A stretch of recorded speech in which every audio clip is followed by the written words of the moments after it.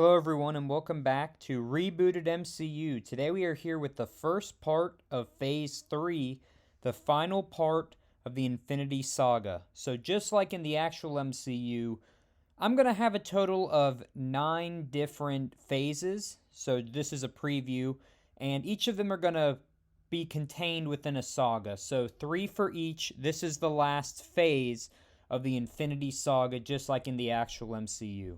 So I have a few projects to get through today. Again, this is going to be the longest of the phases that I've done so far. In fact, it's probably going to be more than 4 episodes. I'll get to that at the end of the video. But let's go ahead and get into it and talk about the first few projects of Phase 3. The first project of Phase 3 is Captain America Civil War. So this movie is similar to the actual Civil War, but just like I did with a few of my other projects, I'm going to go ahead and talk about the differences and I'll fill in the rest for you. So the movie opens up with multiple news reports showing that an unknown killer, known as the Winter Soldier, has been killing heads of state around the world. The news report also states that the Winter Soldier has not been seen for a few years, but his reemergence is one that has put the world on edge. We see Captain America watching the news report from the Quinjet hangar, with Black Widow and Hawkeye piloting. War Machine phones Cap saying that they are nearly near Lagos, the location of the last reported sighting of the Winter Soldier.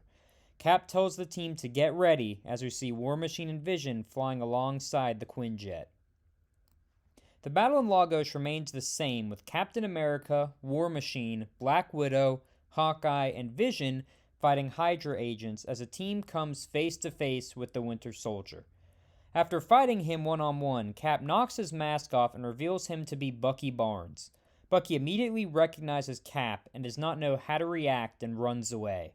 Vision sees Winter Soldier running away and attempts to blast him. Instead, however, he kills 26 people located in the building that Winter Soldier used to escape. Vision replaces Wanda as a team member who causes damage during the mission and leads to bad press for the Avengers. Vision is also played as more of an innocent character. As is stated in the movies, while he's extremely intelligent, he's relatively inexperienced with his powers and is seen as a newborn child, something that I don't think was explored enough in the original series. This is something that I'm going to explore more in my series. Stark is still confronted by a grieving parent at MIT, and Baron Zemo, still played by Daniel Bruhl, still attempts to find the secret book in order to control Winter Soldier. An angry Tony Stark calls a meeting of the Avengers at Avengers HQ. Hank and Janet are called into the meeting, and Hank walks in complaining to Janet, "Do I really have to be here? I was making a monumental breakthrough on the microverse. Dr. Starr and Dr. Foster's research is incredibly underwhelming, but I'm so close to enhancing it and figuring it out on my own." We also see a frustrated King T'Challa arrive, accompanied by Okoye, played by Denai Guerrera, who is enraged over the explosion in Lagos, as it was dangerously close to Wakanda. Stark walks in the room with General Thaddeus Ross, played by Harrison Ford, who introduces the Sokovia Accords, a law which will prevent the heroes from taking action unless it is sanctioned by the United States government. Captain America and Tony get into an argument over the Accords, with T'Challa agreeing with Tony and Hank agreeing with Cap. Tony makes the comment, "Aren't you the one who sent out a robot who attempted to destroy us all, Hank?" Vision is visibly ashamed, but he's not taking either side.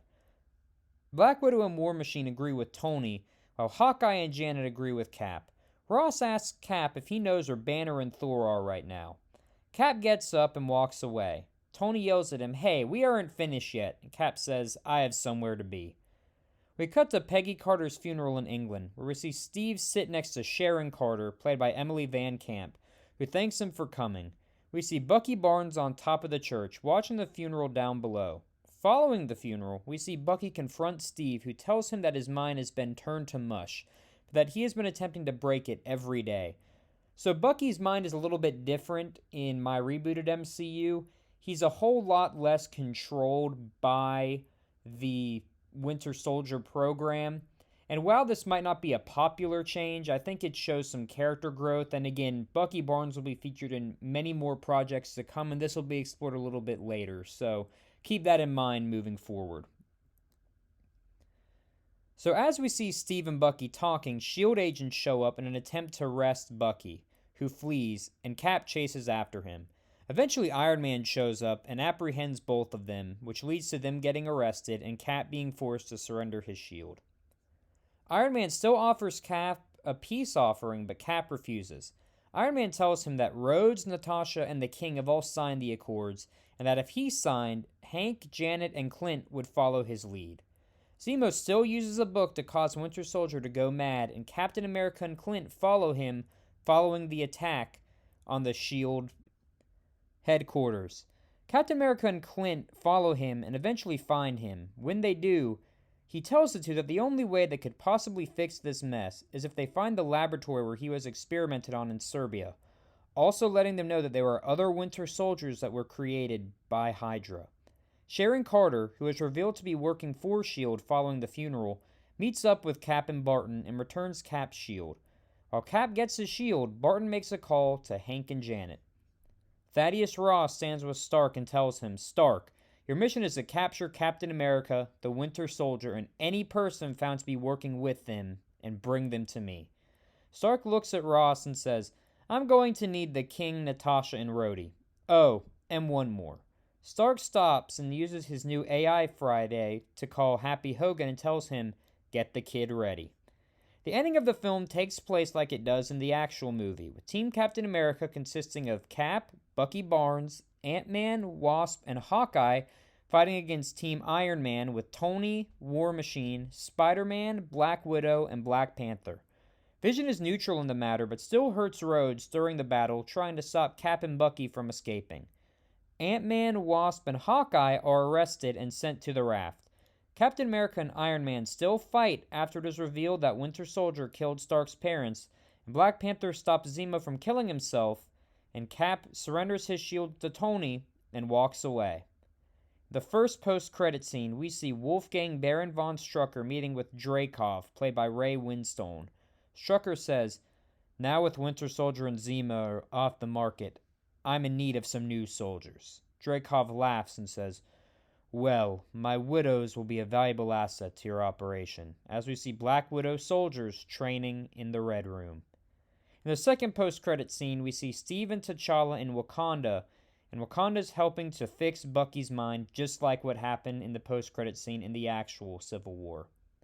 And that's the first project of Phase 3, Captain America Civil War. Again, relatively the same, a bit different, just because we didn't have Captain America Winter Soldier. But again, we will explore the Winter Soldier character more in future projects. And again, a lot of the things that happen remain the same, except we have some new characters added, some characters taken away. And it's still, I think, a great story. I think the first Civil War was amazing, but in this new rebooted MCU, we had to make some changes to it, and those are the changes. So with that being said, let's move on to the second project of Phase 3. The second project of Phase 3 is Doctor Strange, and there's really not many changes I want to make to this film, outside of a few which I'll talk about in a minute here, but just so you know, this movie relatively stays the same. Stephen Strange, aka Doctor Strange, is still played by Benedict Cumberbatch. Wong is still played by Benedict Wong. The Ancient One is still played by Tilda Swinton, and Baron Mordo is still played by Chiwetel Ejiofor. So as I said, the movie's pretty much the same, except for the villain. Caecilius I never thought was an extremely effective villain in the first movie, so instead Baron Mordo becomes the villain, after becoming frustrated that the Ancient One has trusted Strange with the Time Stone instead of him, considering that Strange is a new student and Mordo has been there for a while. Mordo kills her and unleashes Gargantos from the Dark Realm at the Hong Kong Sanctum. Now, Gargantos was seen in Multiverse of Madness, but if you know from the comics, Gargantos is sort of a Namor villain, while Shuma Gorath is more of a Doctor Strange villain. I'm going to make Gargantos and Shuma Gorath one, so that's why he becomes the sort of overpowered being, and Dormammu, who was really the main supernatural villain in the first Doctor Strange, will be seen in a later project and has a much bigger role in that project, so stay tuned. So this leads to Gargantos killing Mordo, and causes Strange and Wong to team up to fight the monster. After realizing that he's not powerful enough, Strange uses a time stone to mess with the monster, consistently reversing time after the monster attacks him. Gargantos eventually gives up and retreats to the Dark Realm, and Strange is officially given the title of Sorcerer Supreme. In the post-credit scene, we still see Doctor Strange talking with Thor about preventing dangerous individuals from coming to Earth. So that's Doctor Strange. Again, I thought the first Doctor Strange film was a really good movie, and I thought that outside of the villain, everything should stay the same. They do the origin story very well. The relationship between Wong and Doctor Strange is good. And I think that this gives Mordo sort of a bigger villain arc and sort of takes him out, because as we're going to see, Doctor Strange is going to become a much more important character, and he's going to face a lot of different villains during his time in this rebooted MCU. So, with that being said, that's Doctor Strange. The other important thing from this film, too, is that it introduces the Time Stone. If you are keeping track, there are still only 2 more Infinity Stones that have not been introduced, so we'll see how they play into this rebooted MCU moving forward. But let's move on to the next project of Phase 3. So the third project of Phase 3 is Spider-Man Blind Spot. The movie opens with James Wesley standing in a room. The room is large and dimly lit. There's another slender figure standing in the room. All of a sudden, a large wooden door swings open and a tall, large man walks in and says, "Mr. Powers, I'm pleased that you have accepted my generous offer." The man in the room is revealed to be Jonathan Powers, played by Barry Keoghan, who responds, "Well, sir, any way I can pay off my debt is a deal for me," and he chuckles nervously. The large figure sits down, his face cloaked in darkness. "In ancient times, a king would always hold a jester, someone who would bring him entertainment, bring him happiness. I'm not someone who needs to be entertained, but someone who needs happiness. The only way I will achieve this happiness is if your mission is accomplished, Mr. Powers. Am I clear?" Powers gulps and says, "Yes, sir." Wesley walks up and says, "You're going to be in charge of ensuring my employer's high-powered weaponry and contraband are safely exported from Hell's Kitchen to Queens. There, your partner will oversee its proper distribution." The large man gets up. "I hate to waste resources moving our operation to Queens, but the masked man calling himself the Devil has made my plans much harder. I know you have the skill in the way of martial arts and swords play, Mr. Powers. I expect you to use those skills if the time comes." Wesley continues, "The high-powered weaponry is being constructed by Phineas Mason. The contraband is being provided to us by Madame Gao. My employer has a lot of money riding on this operation, so failure to comply will not yield positive results." All of a sudden, a door on the opposite end of the room opens up and a small man walks in.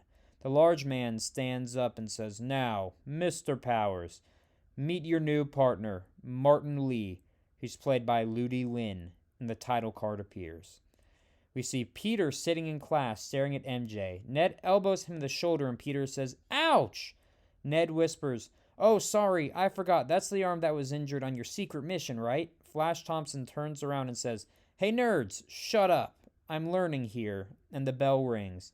Ned and Peter are walking together in the hall when Ned asks Peter, "So, are you going on another Avengers mission?" Peter says, "Ned, I told you, I'm not a member of the Avengers. I was just helping Mr. Stark. Besides, he is busy cleaning up Stark Tower, and he kind of told me to stick to the neighborhood stuff for now." All of a sudden, Ned's phone beeps and says, "Dude, hostage situation near the pier." We see Peter run, suit up, and he proceeds to handle the hostage situation. We then see Peter sneak back home, and we hear Aunt May crying as she talks on the phone. "Mr. Ditkovich, please, you can't evict us. I'm doing my best with the rent, and I always have it on time." Peter walks out to see Aunt May distraught, and she hangs up the phone. As he goes to console Aunt May, she tells him, "Our rent just shot through the roof. There is no way we can afford it. We're getting evicted, Peter." We then hear a knock on the door, and Peter opens it up to reveal Ned and his Nana standing there, with his Nana holding some kind of dish. Aunt May wipes her eyes and says, "Oh goodness, I'm sorry, Mrs. Leeds. I completely forgot about dinner tonight." The two walk in and begin chatting with Aunt May about what is going on. Ned tells Peter, "Dude, I'm so sorry." Ned's Nana tells Aunt May not to worry. She knows some great lawyers who would take on their case pro bono. We cut to Peter and his Aunt May sitting in a room with Foggy Nelson, played by Eldon Henson, and Karen Page, played by Deborah Ann Wool. Foggy says, "Mr. Parker and Miss May, thank you for choosing Nelson and Murdoch.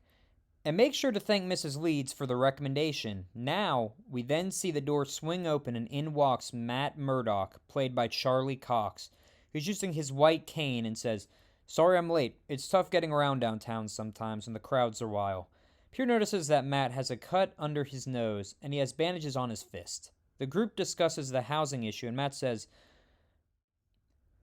"Miss May, the best course of action would be for us to interview Mr. Ditkovich tomorrow and figure out where this increase is coming from. Then we can proceed with how to move forward." As Peter and Aunt May walk out, we see that the TV is showing a video of Spider-Man at the docks from the day before. Matt walks beside Peter and says, "Well, from what I've heard, Queens is its own superhero." Peter says, "Yeah, the Spider-Man, he seems pretty cool." Matt clenches his jaw. "Well, Peter, cool might not be the operative word. Some people like Spider-Man may think that they are above the law. The question that matters is why they are acting." Peter stops, looks at Matt, and walks away with Aunt May. We cut to that night where Mr. Powers is dressed in a colorful clown-like outfit, watching his goons load up weaponry. He tells the goons, "Be careful, get this to Queens as fast as you can without getting caught," and goes inside the warehouse. All of a sudden, we see a man wearing a yellow and black suit drop down and start fighting the goons. One of them yells for the truck to go, go, and the truck takes off. We see the man in the suit hold up the goon and asks him, "Tell me, where's the truck going?" The goon refuses to answer. The man squeezes harder. "Don't make me let this get painful. Where is it going?" Man finally breaks down and says, "Queens, Queens, just stop." And the man drops the goon to the ground. The goon says, "What the hell are you?" Figure turns around and says, "Daredevil, the devil of Hell's Kitchen. Now, get out of my city." We then cut to Peter in his bed sleeping when he hears a lot of screaming and gunshots outside the building.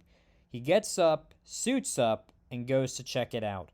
We see Daredevil fighting against a man who appears to have arm cannons that begin to spark. He punches Daredevil, who goes flying and strikes the wall of a building nearby. The man screams out, "Yeah, haha, I'm the Shocker, y'all.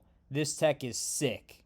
And we see the Shocker, played by Bokeem Woodbine, and Spider-Man drops down and begins fighting the Shocker.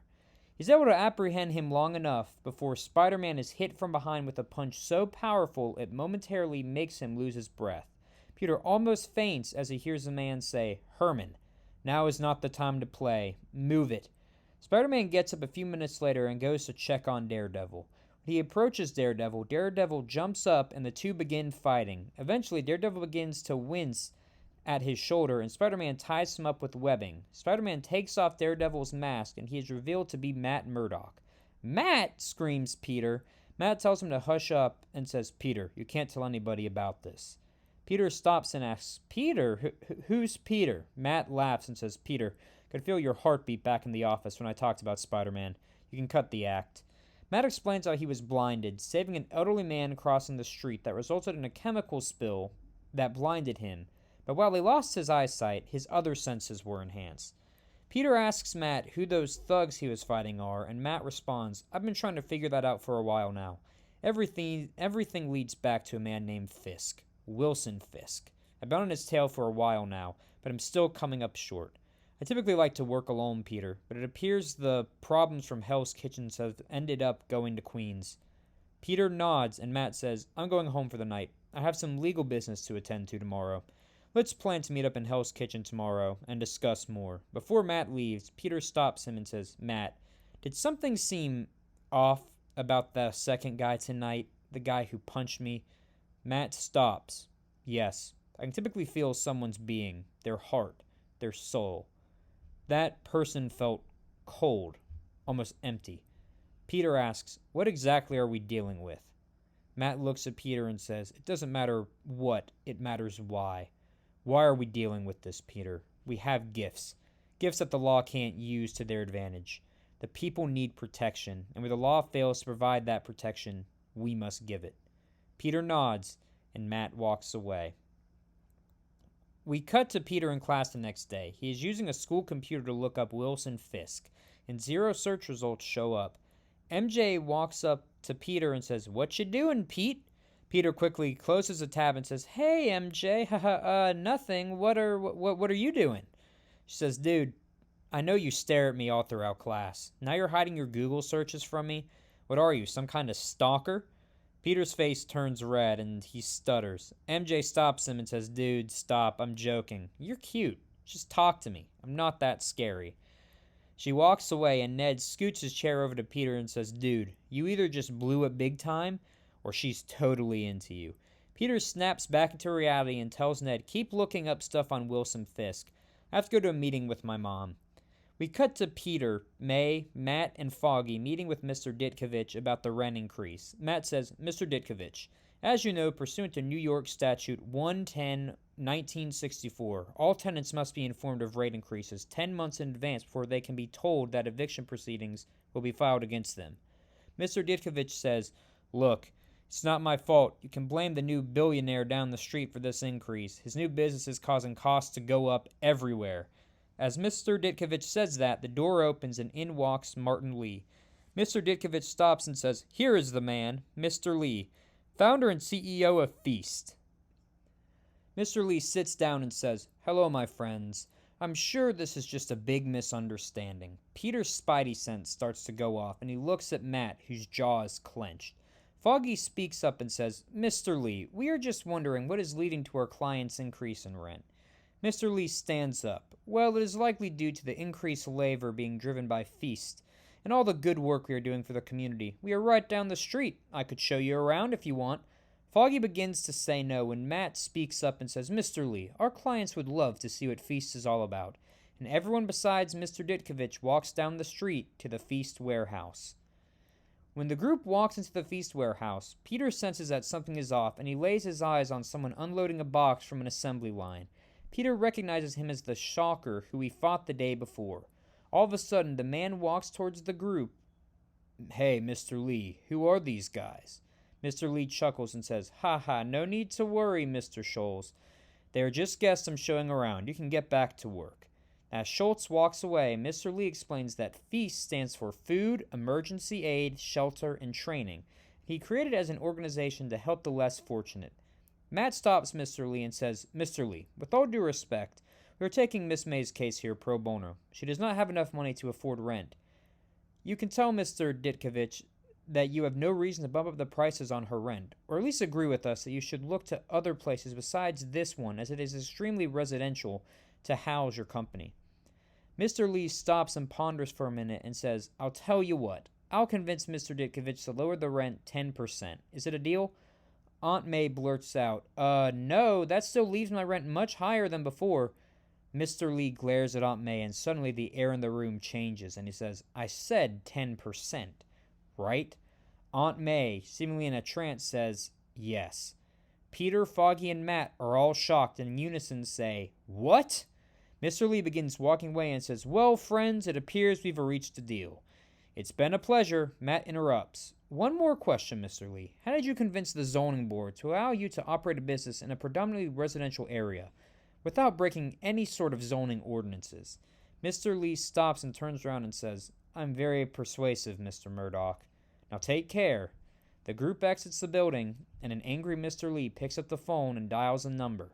"Powers, we need to meet now." Foggy asks May why she accepted the offer from Mr. Lee after saying it would be detrimental to her, and she says, "I have no idea. Something just came over me. I wasn't myself." Matt looks at Peter and nods. Matt says, "Miss May, how about you and Peter get some rest? We'll be in touch soon." Matt and Foggy walk off, and Peter and May return to their apartment. We cut to Jonathan Powers sitting in his office listening to an audio recording of Cyrano de Bergerac. When Lee walks in, Powers cuts off the audio and says, Lee, my good sir, pull up a chair and have a seat. Let me grab you a hop." And he pulls out 2 beers from his mini fridge near his desk. Lee sits down and says, "Powers, I don't know what to say. I have this feeling that the Spider Freak and the Devil are on to us." Powers pops the caps off the 2 bottles and says, "Is that so? What makes you say that?" Lee says, "I get this sense that the people of Queens are starting to suspect something is up. I have an odd feeling that they are closer than we think. Powers hands Lee a beer and says, "Well, let's double security at your base in Queens. You can get more soldiers, right?" Mr. Lee takes a sip of his beer and laughs. "Oh, my dear Powers, I can do that easier than one could possibly imagine." Powers sits up. "What do you mean there, pal?" Mr. Lee takes another sip and starts talking as a flashback plays. "I was not always Martin Lee. In fact, my real name has been long forgotten. I was in the human trafficking business when one day a botched job led me to ending up in some crazy scientist's laboratory. I was giving something called D-Light. Powers cuts in. "Delight, huh? I bet it was delightful," responds Mr. Lee, as he and Powers clink their bottles. "Since being injected with it, I have had two different sides of me. The one you see today, and one that is made up of pure negative energy. Extremely powerful and persuasive." "Persuasive," says Powers. Lee laughs. "I can control people, can control their minds, let them bend to my very will." Powers stops and looks concerned, saying, "How do I not know you are controlling me right now?" Lee puts his beer down and says, "Because I only control people when I need to. It helps me remain human, at least the little bit of humanity I have left. I cherish it."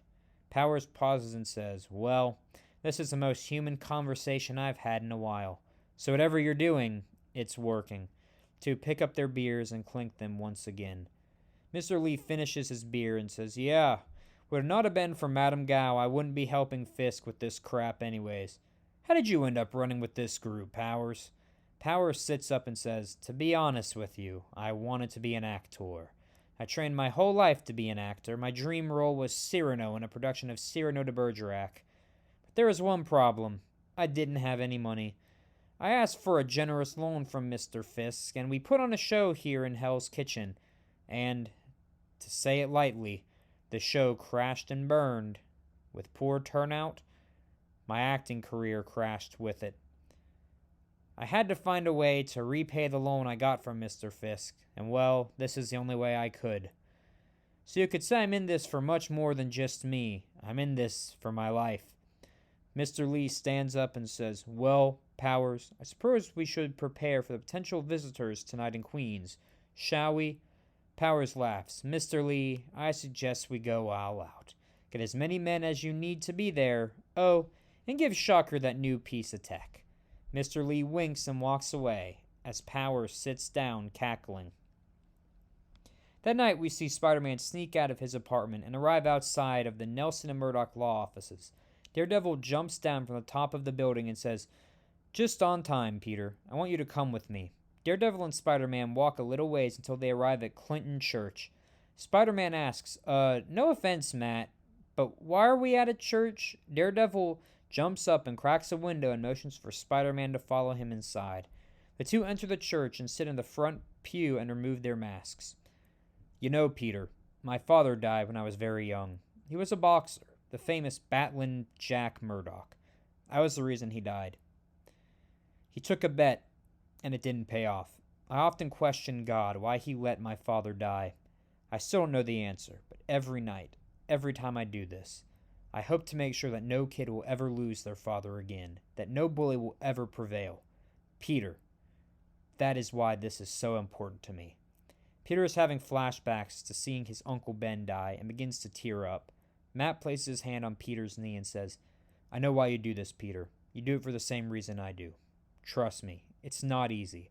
There are people out there suffering each and every day who know that despite their hardship, they can sleep well at night knowing the Spider-Man is protecting them."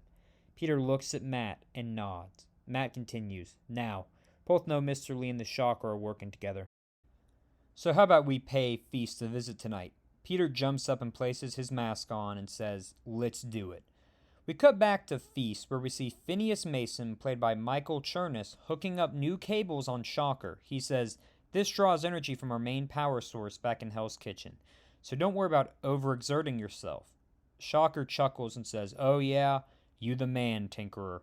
All of a sudden, the lights cut out and Daredevil and Spider-Man drop from the ceiling. Well, well, well, if it isn't Tweedle Spider and Tweedle Devil. we see Jester walk out from the shadows. Boys, I must say, I'm shocked that you came back. Daredevil speaks up. You're here to find out what you're doing, and why you are terrorizing the residents of Queens and Hell's Kitchen. Oh, you won't live long enough to find out. As Jester says that, Mr. Lee walks beside him. Oh, boys, you might know Mr. Lee. Well, he has someone who he wants you to meet. As Jester finishes, we see Mr. Lee's skin color start to change and becomes discolored. He transforms into Mr. Negative. The lights turn on and we see Shocker and an army of over 300 people who look glazed standing beside him. Gentlemen, screams Jester, let's get ready to rumble. We then see Daredevil and Spider-Man fight Mr. Negative, Shocker, and his goons. The sheer number of them overpower both Daredevil and Spider-Man, who are eventually taken down. As Jester walks down to the beaten body of Daredevil and begins to draw his sword, Mr. Negative says, "Wait," and Jester stops to look at him. "This is their warning. If they're dumb enough to keep messing with us, then we will end them. Let this be a show to the rest of New York. Not even their heroes can save the day now." Jester looks confused and says, Earth to Negative, man. The boss isn't gonna like this. Mr. Negative laughs and says, "Trust me. As much as he likes making a statement, there's no bigger statement than two of New York's prize heroes being beaten and bloodied." Jester puts his sword away, and the group dispatches. We see Spider-Man begin to move as he goes over to a badly beaten Daredevil and says, Matt, we have to go after them." Matt sits up and says, "Peter, this is my fight, not yours." Peter says, "What? Matt, you can't be serious. You saw them. They basically have an army." Matt raises his voice. "Peter, this fight has gotten out of our hands. I dragged you into this. I'm not going to wait around and see someone who I care about fall when it was my job to begin with." Matt gets up and begins limping away. "Go home, Peter. Stick to the neighborhood." Peter watches as Matt limps away and picks himself up and goes back to his apartment.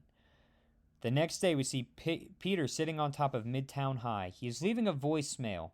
"Mr. Stark, I'm telling you, there is an army. This really creepy guy who is all discolored and gray. This guy dressed like a clown, and, well, trust me, New York is under attack and I need you to fix this one. I can't do it on my own. If you hear this, please, New York needs Iron Man." Peter hangs up the phone and Ned walks onto the roof. "Yikes, man. Looks like you took a killer beating yesterday." "Did you defeat them at least?" Peter gets up with an obvious limp and says, "No, but I think I'm done for now, Ned." Ned stands still in shock. "Why? New York needs Spider-Man." Peter turns around and says, "Ned, my aunt is about to be evicted. I can't match up with these guys. I need to do everything I can to help her out right now. Peter can help. Spider-Man can't." And Peter limps away. As we see him walking down the hallway, Flash points at him and says, "Dude, you got beat, Parker." And MJ walks by saying, "Oh my gosh, Peter, are you good?" Peter walks out of the school building and to the graveside of Uncle Ben. He looks down and begins to cry. "Ben, why? Why can't I do this? What's wrong with me?" As Peter breaks down sobbing, the words of Uncle Ben echo again. With great power comes great responsibility. We have a flashback to Peter fighting Green Goblin, fighting Captain America in Civil War, and hearing Matt tell him that he knows the reason they fight. Peter stands up tall and says, "Power. As long as I have it, there's someone else out there who needs it. I might not be able to, but as long as I can't stop fighting." Matt is right. I'm doing this for the people who can't fight for themselves. For May. For Ned. For everyone who has lost someone or been taken advantage of by someone more powerful than them. Peter opens his backpack and he looks at his Spider-Man mask and limps away. We cut to Matt Murdock sitting in confession talking with Father Lantham, played by Peter McRobbie. Matt starts by saying, "Forgive me, Father, for I have sinned." Father Lantham responds, "My boy, what sins do you hope to confess today?" "Father," says Matt, "I have failed to remove sin from this world yet again. Evil is still around us, and I failed to stop it." Father Lantham leads forward. "Son, we can't hope to purge evil and sin from this world. We can only hope to do everything in our power to stop it." Matt sits up and says, "Yes, Father, and that is why, in my power, I have to stop it." Matt stands up and walks out using his white stick. We see Matt arrive at his apartment, reapply bandages, and pick up his Daredevil mask as we see Matt's reflection in the mask. Later that night, we see Jester commanding the goons to pack up the equipment, saying, "Come on, this is our biggest shipment. We gotta get moving." We walk inside and see Mr. Negative and Shocker chatting, staring at the central power source being worked on by the Tinkerer. "You know," says Jester, "I still question our decision to leave those two alive yesterday." Mr. Negative turns around and says, "You question my judgment?" Jester stops and says, "I thought we were a team. I told you, my life is on the line." Mr. Negative stops and says, "Have faith in me. You know why we are doing this. For domination. Power." Jester stops and turns away. "I don't think I really know why I'm in this anymore." As Jester says that, we hear goons being physically beaten outside, and Daredevil walks in, and the Daredevil theme starts to play. "See, Jester," says Mr. Negative, "I told you. Our fun would come. Shocker, be our guest." We then see Shocker begin to fight Daredevil. Daredevil holds his own, but Shocker begins to overpower him. As Daredevil is knocked down and Shocker is about to deliver the finishing blow, we see a web blast pulling Shocker upwards. We see Spider-Man yank Shocker towards him, punching him square in the face and knocking him out. Spider-Man lands and helps Daredevil up.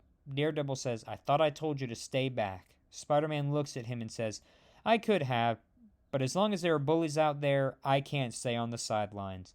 We then see a team-up moment with Spider-Man and Daredevil as Mr. Negative screams, "Get them!" and all the goons charge at the duo. We then see a fight sequence with Spider-Man taking on Mr. Negative and Daredevil fighting Jester. As the battle goes on, Daredevil screams to Spider-Man, "We can't keep this up forever. We have to find a way to stop them." Peter looks around and notices a central power source and says, "I have an idea." Spider-Man swings away from Mr. Negative, who says, "I've had enough. I'm going to take everyone down." Spider-Man grabs the electric cuffs off of Shocker and says, "Daredevil, take cover."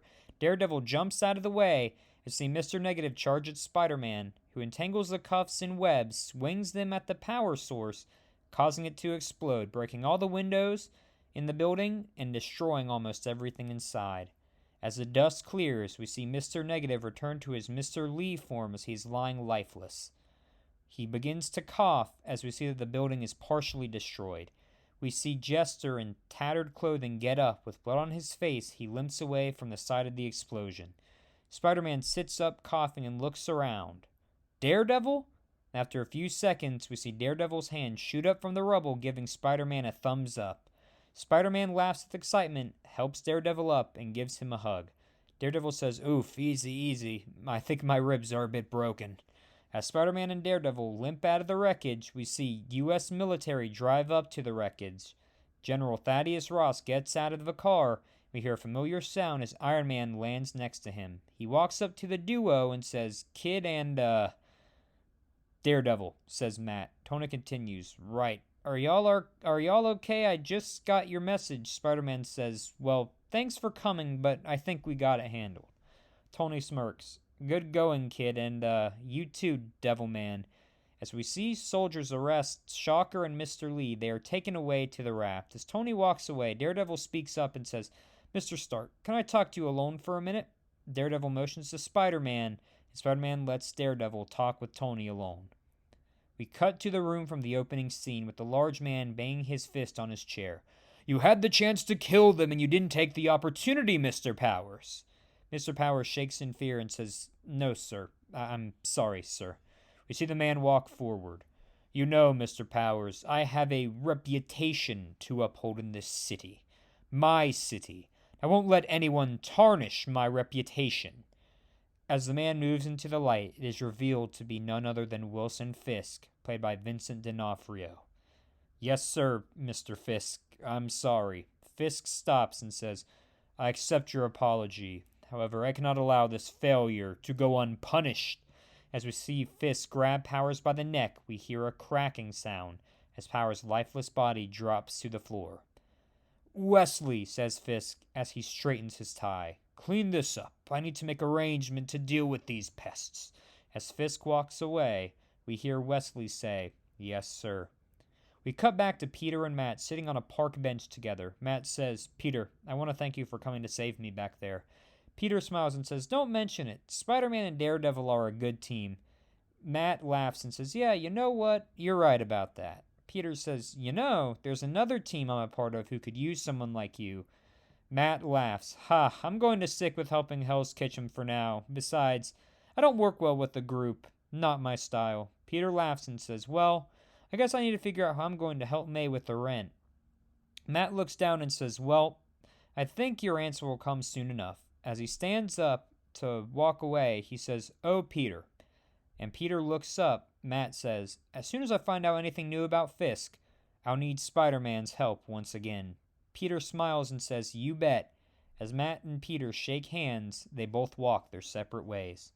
As Peter arrives back at his apartment, we see Aunt May crying with joy.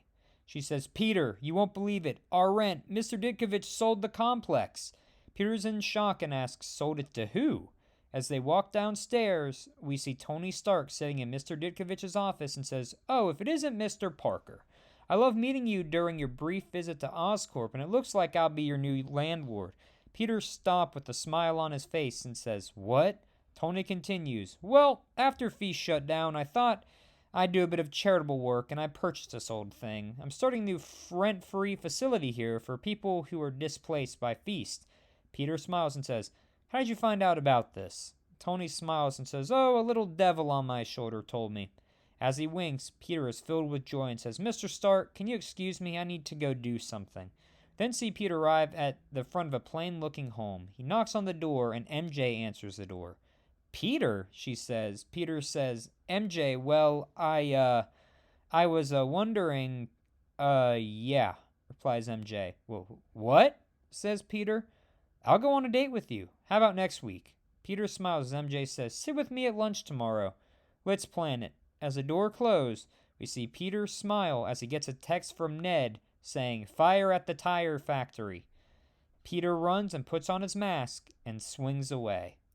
So there are two post-credit scenes. The first one shows Happy Hogan delivering an AI-enhanced Spider-Man suit to Peter, telling him that Mr. Stark wants him to test it, saying that Stark has a feeling the team might need him back again sometime soon.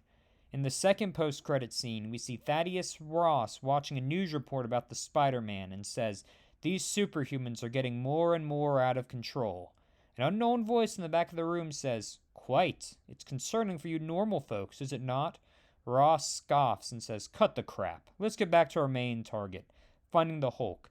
You think you got a lead?" We see Samuel Stearns, played by Tim Blake Nelson, walk from behind the shadows and says, "Don't worry, General. You will have him soon enough." And that concludes our third project, Spider-Man Blind Spot. Thank you for watching Phase 3, Part 1 of Rebooted MCU. So as I said, I thought there were originally going to be 4 videos, but some of these projects are going to be longer than others. There are going to be a few projects that are going to be similar in length to my Civil War explanation, as they're based off their original films with only a few minor changes. Then there are going to be some like this past one we talked about with Spider-Man that are going to require whole rewrites, and those are going to take a bit longer. So expect that Phase 3 could be anywhere from 4 to 6 episodes long, if not longer. But I enjoy writing these. I hope you all enjoy watching them, and it's been a pleasure talking about the first 3 projects of Rebooted MCU Phase 3. I look forward to seeing the next episode as we talk about the next projects in Phase 3. I'll see you all then.